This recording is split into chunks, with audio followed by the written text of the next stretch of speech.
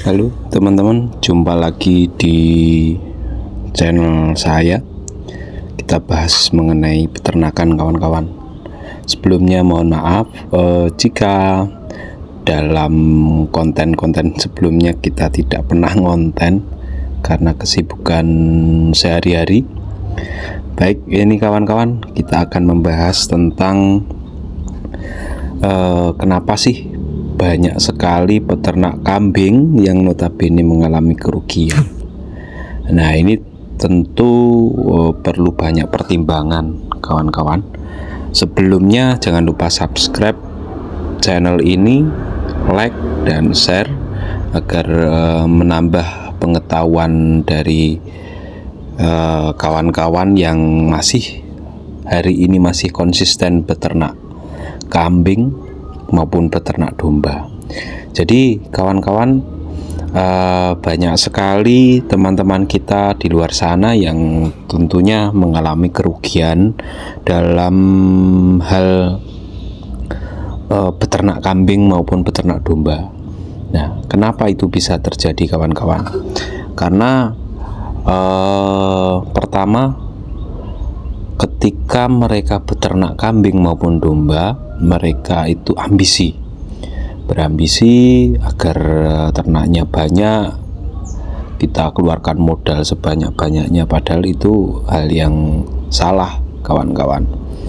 Kalau kita beternak kambing maupun beternak domba itu istilahnya, kalau orang Jawa mengatakan, biasanya kita itu samben atau pekerjaan nyambi, pekerjaan yang mungkin ada waktu luang, kita masih ada waktu luang. Nah, itu kita manfaatkan untuk beternak kambing ataupun beternak domba. Nah, ketika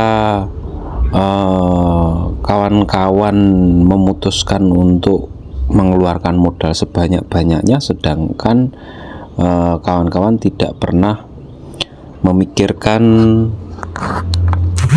kaitannya dengan pakan, yang mana pakan itu karena tenaganya tidak nutut atau tidak punya anak kandang, ini tenaganya tidak ada, sehingga kawan-kawan memutuskan untuk pakan itu harus beli. Nah, kalau harus beli, ini tentu juga akan mengeluarkan modal, mengeluarkan kos yang sangat tinggi, karena beternak kambing maupun beternak domba ini tidak bisa kita beternak sekarang, seminggu atau 2 minggu kemudian itu panen, itu tidak bisa. Minimal kita beternak kambing maupun domba itu kita bisa panen, misal kalau breeding itu kita bisa panen sekitar kurang lebih 10 bulan kalau betina itu memang benar-benar hamil. Kalau tidak hamil, ya mungkin penggemukan ya kita keluarkan mungkin 1 tahun sekali. Nah, itu bisa kita keluarkan.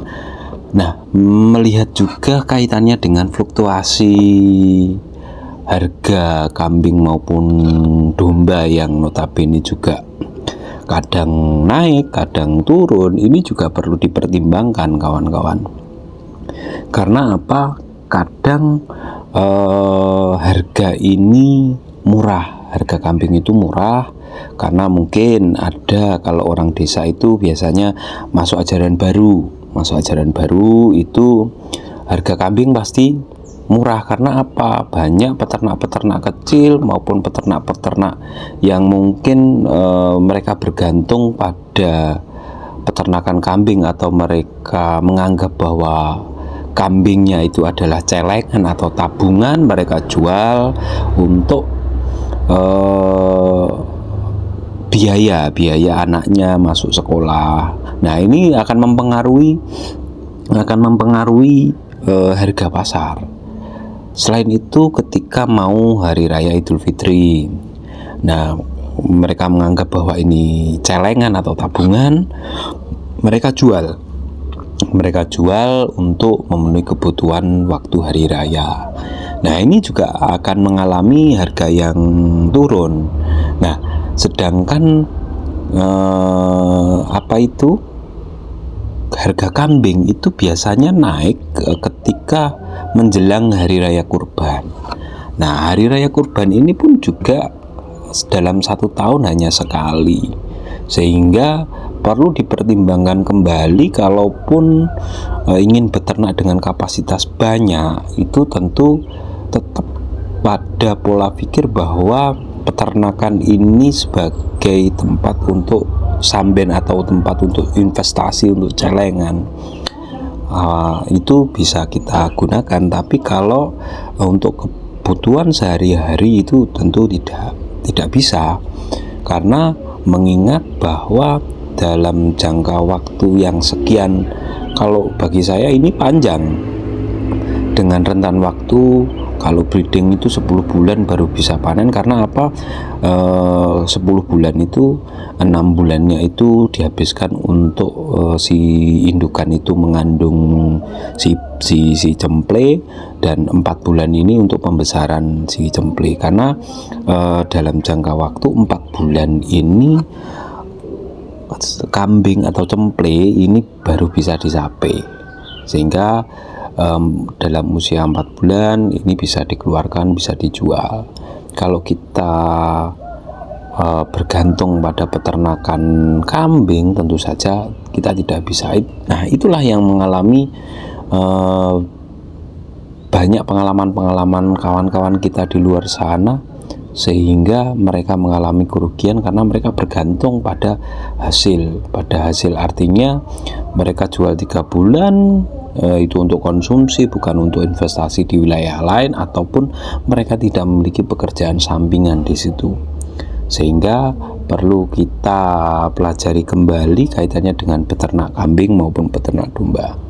Mungkin itu kawan-kawan yang bisa kita sampaikan dalam konten kali ini. Dan jangan lupa subscribe, like, dan share video ini untuk memperluas pengetahuan tentang peternak kambing maupun peternak domba. Terima kasih.